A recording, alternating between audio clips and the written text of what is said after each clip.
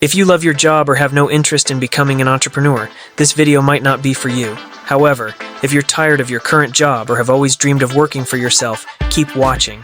Step 1. Identify your current income and expenses. Many people wake up feeling unmotivated to go to work, counting down to the weekend, and experiencing that all too familiar Sunday night anxiety, knowing the work week starts again on Monday. This feeling of dissatisfaction is common and understandable. Spending much of your life in a job you dislike can be demoralizing. You're likely here because you want to create a more fulfilling life, and staying in a job that drains you isn't the way to achieve that. This video will show you how to break free from the rat race, find work you enjoy, gain more freedom, experience greater fulfillment, and increase your income. Contrary to popular belief, starting a business doesn't require a large upfront investment, and I'll explain a proven low-cost method to get started. The first step is to determine how much you currently earn at your job. For example, let's say you make $60,000 annually, working 40 hours a week.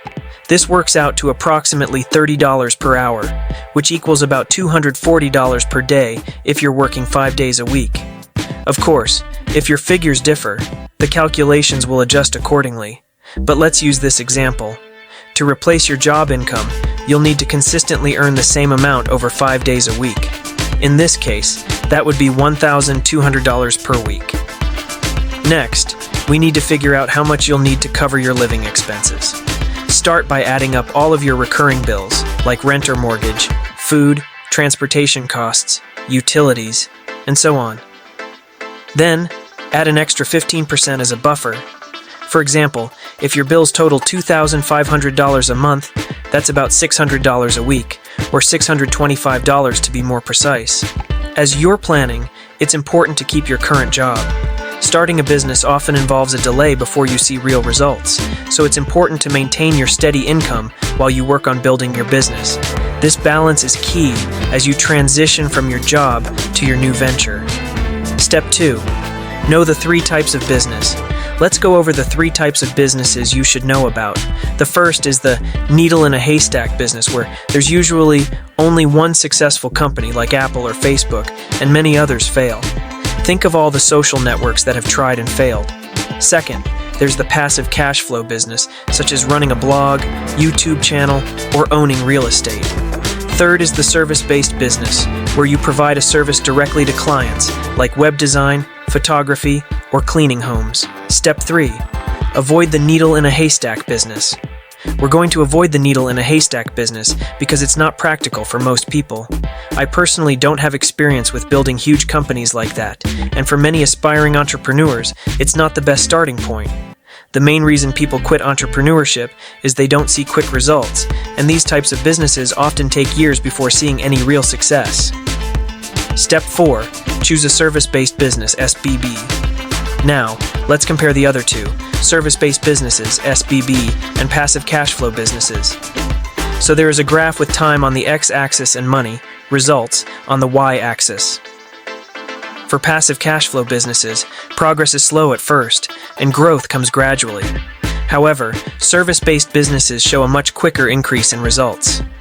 While passive businesses are great, they typically aren't ideal for someone looking to quit their 9-to-5 job quickly. Let's also factor in your current income.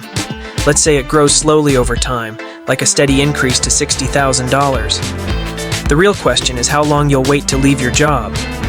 Most people want to leave quickly, and with a service-based business, you can surpass your current job income in a much shorter time than with a passive business. It could take 1, 3, or even 12 months.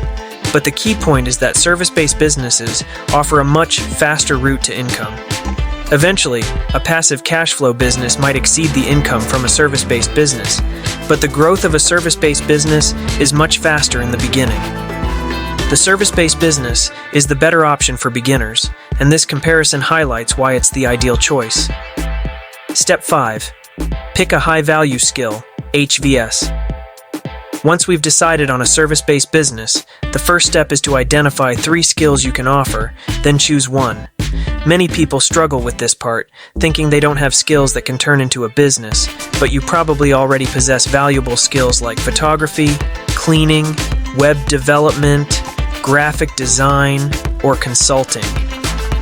The key is to pick a high-value skill, HVS, something that solves a significant problem for people and is not easily done by most.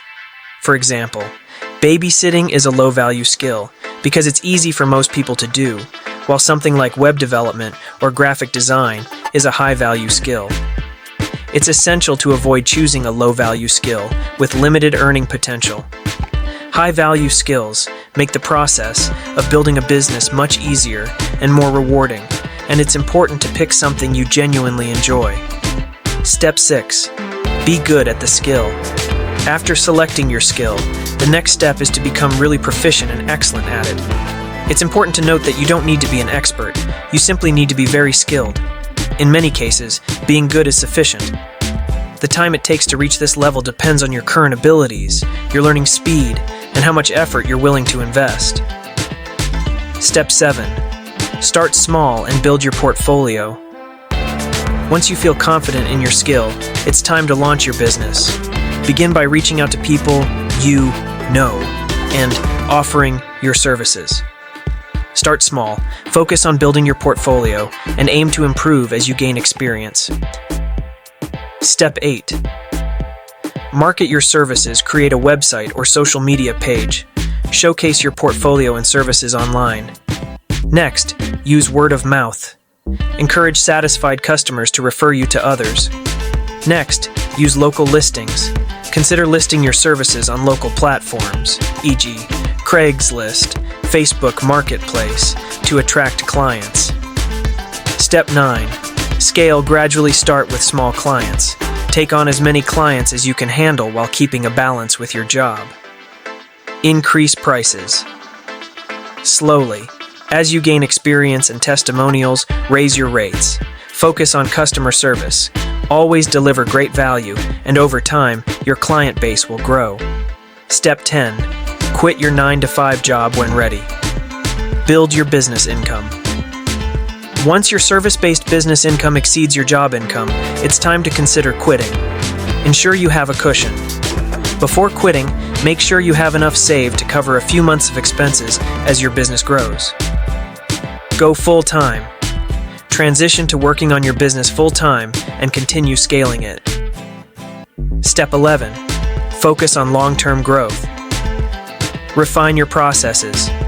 Keep learning and improving your business operations. Consider outsourcing. As your business grows, consider hiring others to help with tasks. Diversify your income. Think about adding complementary services or creating passive income streams in the future. So in this video, you have learned that you'll be well on your way to quitting your 9-to-5 job and building a sustainable service-based business. When talking about building a website, the next video may be about building your own website to make money online. Stay tuned for our next video, arriving in a few days, where we'll introduce another easy way to earn money that could transform your finances. You won't want to miss it. But hey, I want to know your thoughts. What skill do you think you could quickly get good at to start earning money? Comment your answers below. I'd love to hear your ideas. And don't forget to subscribe to Profitability Plus for more tips on building your financial future. Thanks for watching, and see you in the next video.